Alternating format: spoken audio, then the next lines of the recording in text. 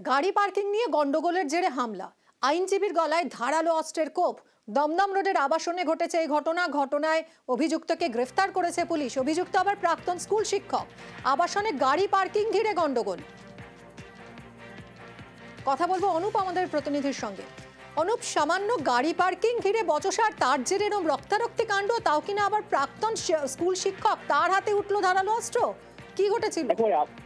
একেবারে আবাসন গাড়ি পার্কিং, সেই গাড়ি পার্কিং নিয়ে কিন্তু একেবারে গন্ডগোলের সূত্রপাত। দমদমে মূলত এক আইনজীবীর গলায় কিন্তু ধারালো অস্ত্রের কোপ। এবং ওই ঘটনায় কিন্তু একেবারে যিনি অভিযুক্ত তিনি একজন প্রাক্তন স্কুল শিক্ষক।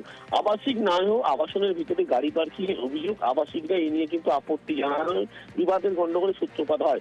গন্ডগোলের জেরেই আইনজীবীর উপরে কিন্তু এই যে প্রাক্তন শিক্ষক তিনি কিন্তু হামলা চালায় এবং গলায় সহ মুখে একাধিক জায়গায় কিন্তু আঘাত করা হয় ধারালো অস্ত্র দিয়ে। সব মিলিয়ে 25টির বেশি কিন্তু এই আইনজীবীর মুখে এবং গলায় সেলাই পড়েছে। ইতিমধ্যেই দমদম হাসপাতাল ফেলে। পরবর্তী ক্ষেত্রে নাগরবাজার থানায় যখন লিখিত অভিযোগ দেওয়া হয় যে একেবারে সামনে আসছে, তারপরেই কিন্তু ইতিমধ্যে এই প্রাক্তন যিনি শিক্ষক গ্রেপ্তার করেছে পুলিশ। এবং কেন এই হামলায় এই গন্ডগোল কিন্তু নতুন নয়, এর আগেও গাড়ি পার্কিং নিয়ে বারবার গন্ডগোলের সূত্রপাত হয়েছিল। কিন্তু এই যে আবাসন, সে আবাসনের আবাসিক কিন্তু এই শিক্ষক নয়, কিন্তু তাও গাড়ি পার্কিং তিনি করতেন। এটা নিয়ে কিন্তু একেবারে গন্ডগোলের সূত্রপাত হয় এবং যার জেরেই কিন্তু এই হামলা।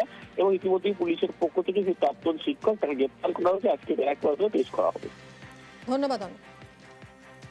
বিশ্বভারতী বিশ্ববিদ্যালয়, এখানে মূর্তি পুজো করা হয় না। অভিযোগ, সেই বিশ্বভারতীতেই এবার নিয়ম না মেনে সরস্বতী পুজো করেছেন এবিভিপি নেতা। ভাইরাল ভিডিও ঘিরে জোর বিতর্ক। বিশ্বভারতী বিশ্ববিদ্যালয়ে মূর্তি পুজো হয় না, এটাই বরাবরের রীতি, এটাই নিয়ম। সেই নিয়ম ভেঙে এবছর সরস্বতী পুজো হয়েছে বিশ্বভারতী বিশ্ববিদ্যালয়ে। রবিবার বিশ্বভারতীর শান্তিশ্রী হস্টেলের গেস্ট রুমে সরস্বতী পুজো হয় বলে দাবি। অভিযোগ, এবিভিপি সদস্যরা পুজোর আয়োজন করেন। উদ্যোক্তা বিশ্বভারতীর পড়ুয়া দেবকুমার সরকার, যিনি এবিভিপির নেতা। তৃণমূলের দাবি, বিশ্বভারতীতে সরস্বতী পুজোর ভিডিও সোশ্যাল মিডিয়ায় পোস্ট করা হয়। বিতর্ক এড়াতে সেই ভিডিও পরে ডিলিট করে দেওয়া হয়েছে।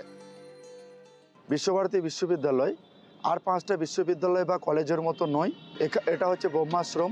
এখানে মূর্তি পুজো সম্পূর্ণ বারণ। সেই প্রথাকে যারা ভাঙলো, আমরা এটার খুব তীব্র নিন্দা জানাচ্ছি এবং খবর নিয়েছি যে এবিভিপি ছাত্র সংগঠনের কিছু ছেলে এটা করেছে। বিশ্বভারতী আধিকারিকের সঙ্গে কথা বলবো। এই যে আজকে মূর্তি পুজো করা হলো, তা সরাসরিভাবে রবীন্দ্রনাথ আদর্শকে অপমান করা হলো এবং আমাদের যে ঐতিহ্য, যে নিয়ম, তার অবমাননা করা হলো। এখানে এই ওয়ার্ডেনদের কি অনুমতি ছিল? তাদের অনুমতি ছাড়া কিভাবে বহিরাগতরা ঢুকলো? এবং এটা অবশ্যই শোনা যাচ্ছে যে এর পিছনে বিশেষ একটি রাজনৈতিক দলের যোগসাজশ রয়েছে। বিশ্বভারতীতে মূর্তি পুজো না হওয়ার পিছনে রয়েছে রাজা রামমোহন রায়ের ধর্ম সংস্কারের ইতিহাস। 1828 সালে কয়েকজন বন্ধুকে নিয়ে ব্রাহ্ম সমাজ চালু করেন রামমোহন রায়। শুরু করেন নিরাকার ব্রহ্মের উপাসনা। রামমোহন রায়ের মৃত্যুর পর ব্রাহ্ম সমাজ এগিয়ে নিয়ে যান দেবেন্দ্রনাথ ঠাকুর। তাঁর প্রতিষ্ঠিত বিশ্বভারতীও সেই পথে চলে, মূর্তি পুজো হয় না। সেই বিশ্বভারতীতেই এবার সরস্বতী পুজোর ভিডিও ঘিরে বিতর্ক। এটা ঠিক হচ্ছে বলবো না, কেননা যে ইনস্টিটিউশনে আমি পড়তে এসেছি তার নিয়মাবলীকে আমাকে মেনে চলতে হবে। সেই দিক থেকে শান্তিশ্রীতে পুজো করাটা ঠিক হয়নি। কোথাও কি রবীন্দ্র ভাবধারা বা দেবেন্দ্রনাথ ঠাকুরের যে ভাবধারা, সেখানে কি ক্ষুণ্ণ হচ্ছে বলে মনে হচ্ছে? সেটা হচ্ছে বলেই তো কথাটা উঠছে। তারা তো মূর্তি পুজো করতে চাননি। প্রথমত এই বিষয় নিয়ে বিশ্বভারতী ক্যাম্পাসের ভিতরে কোনো সরস্বতী পুজো হয়েছে কিনা আমি জানি না। দ্বিতীয় বিষয় হচ্ছে এবিভিপি বোলপুর নগর এবছর প্রথম সরস্বতী পুজো অর্গানাইজ করে। সেটা সামবাটি যে জায়গা আছে বোলপুরের মধ্যে, সেই সামবাটি ওনার ক্যাম্পাস থেকে অনেকটা দূরে আমাদের ইউনিটের তরফ থেকে এবছর আলাদা করে এবিভিপি সরস্বতী পূজা করেছে। যদি শান্তিশ্রী বয়েজ হোস্টেলে কোনো সরস্বতী পুজো হয়ে থাকে, সেটা তাদের ব্যক্তিগত উদ্যোগে হয়ে থাকতে পারে, এর সঙ্গে সংগঠনের কোনো যোগাযোগ নেই। এ নিয়ে মুখ খুলতে নারাজ বিশ্বভারতী কর্তৃপক্ষ। বোলপুর থেকে ইন্দ্রজিৎ রুজ, নিউজ 18 বাংলা। লাগাতার বিক্ষোভে চাপে ইউনূস সরকার। গভীর রাতে ঢাকায় ইউনূসের বাসভবনের সামনে বিক্ষোভ, আবারও আন্দোলনে বাংলাদেশের ছাত্ররা। একাধিক দাবিতে বিক্ষোভ, স্বরাষ্ট্র উপদেষ্টার পদত্যাগের দাবি আন্দোলনকারী ছাত্রদের।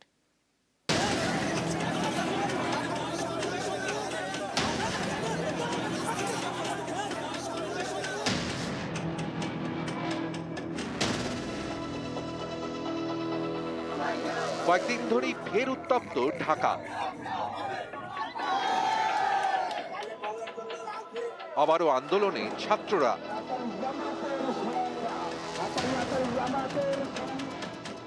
গত বছরের জুলাইয়ে ছাত্র আন্দোলনে উত্তাল হয়ে ওঠে বাংলাদেশ। অগাস্টে দেশ ছাড়েন শেখ হাসিনা। তারপর থেকে বাংলাদেশে তদারকি সরকার, নেতৃত্বে মোহাম্মদ ইউনূস।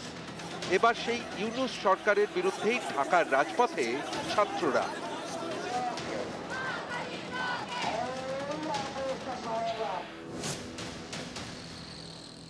এই সরকার এটা পারে নাই, সিম্পল এটা পারে নাই। এখানে আমলাতান্ত্রিক যে একটা জটিলতা, ওই আমলারাতে বিপ্লবকে এরা মানেই না। এই যে গণ অভ্যুত্থান হয়েছে, এটা কিন্তু অস্বীকারও করা হইতেছে। আমরা চাইছিলাম কি দেশটা সুন্দরভাবে চলুক, এই কারণে তো উপদেষ্টারা এই না সৎ উপদেষ্টারে দিলাম। আর সৎ উপদেষ্টারা যে এত আমলা নির্ভর হবে, এটা তারা আমরা বুঝি নাই। তারা দেখি হচ্ছে আরো বেশি তারা নিয়মতান্ত্রিক। হাসিনাকে ফালাইয়া না আমাদের আসলে ভুল হয়ে গেছে। জুলাই আন্দোলনের শহীদ এবং আহতদের আলাদা স্বীকৃতি দিতে হবে, পুনর্বাসন এবং চিকিৎসার ব্যবস্থাও করতে হবে। এই দাবিতে শনিবার থেকে শুরু আন্দোলন। রবিবার দিনভর চলে অবরোধ, বিক্ষোভ। দাবি আদায়ে পথে নামেন জুলাই আন্দোলনে আহতরাও।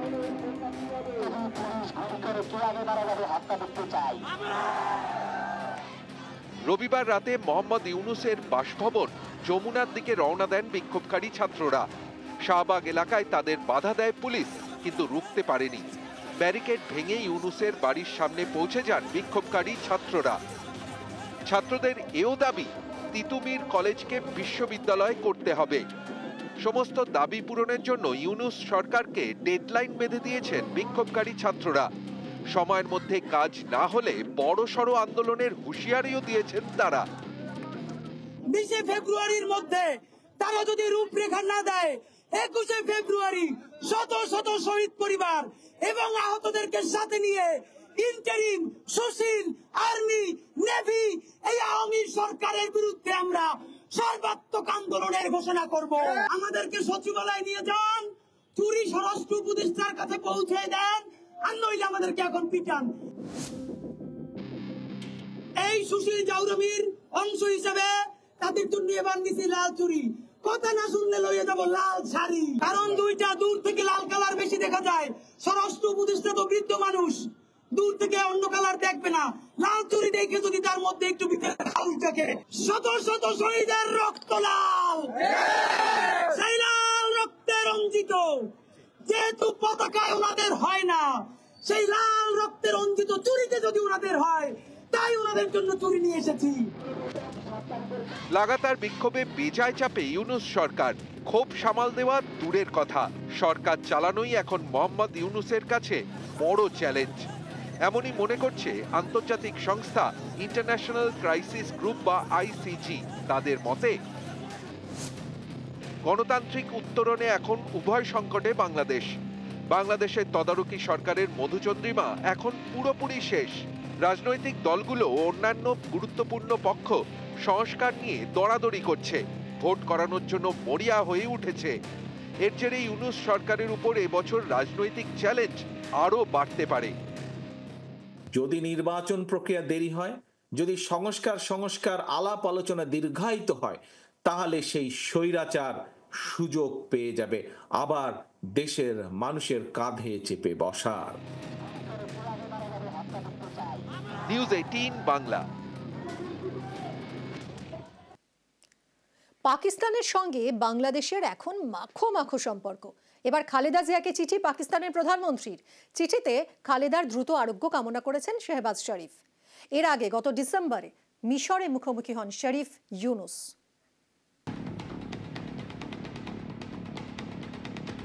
বাংলাদেশে এলো পাকিস্তানের প্রধানমন্ত্রীর চিঠি। বাংলাদেশের প্রাক্তন প্রধানমন্ত্রী তথা বিএনপি চেয়ারম্যান খালেদা জিয়াকে চিঠি শাহবাজ শরীফের।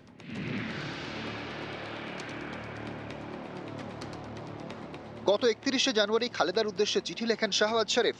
রবিবার বিকেলে বিএনপি অফিসে পৌঁছয় সেই চিঠি। পাক প্রধানমন্ত্রী চিঠিতে লেখেন, আপনার স্বাস্থ্য সম্পর্কে আমি উদ্বিগ্ন। আপনার সুস্বাস্থ্য এবং আরোগ্য কামনা করি। বাংলাদেশের রাজনীতিতে আপনি উল্লেখযোগ্য ব্যক্তিত্ব। জনসেবায় আপনার কাজ অনেকেরই অনুপ্রেরণা। এর আগে গত ডিসেম্বরে মিশরে মোহাম্মদ ইউনূসের সঙ্গে বৈঠক করেন শাহবাজ শরীফ। এর আগে আমেরিকাতেও বৈঠক করেন শরীফ ইউনূস। সেটা গত সেপ্টেম্বরে, বাংলাদেশে হাসিনা সরকার পতনের 1 মাস পর। গত অগাস্টে দেশ ছাড়েন শেখ হাসিনা। তারপর থেকেই বাংলাদেশে ভারত বিদ্বেষ এবং পাকিস্তান প্রেম। যে পাকিস্তান একসময় ছিল শত্রু, যাদের সঙ্গে লড়াই করে বাংলাদেশের জন্ম, সেই পাকিস্তানের প্রতি এখন যেন দরদ উতলে উঠছে। বাংলাদেশের এখন পরম বন্ধু পাকিস্তান। পাকিস্তানিদের জন্য ভিসা প্রক্রিয়া সহজ করেছে ঢাকা। শুধু তাই নয়, দুদেশের মধ্যে বাণিজ্য বাড়াতে পাকিস্তান যাতায়াতের জন্য বিমানের সংখ্যাও বাড়াচ্ছে তারা। গত মাসে পাকিস্তানের রাওয়ালপিন্ডিতে পাকিস্তানের সেনাপ্রধান আসিম মুনিরের সঙ্গে বৈঠক করেন বাংলাদেশের সেনাপ্রধান কামরুল হাসান। এসবেই স্পষ্ট, ইতিহাস ভুলে বাংলাদেশের এখন বড় ভরসা পাকিস্তান। নিউজ 18 বাংলা।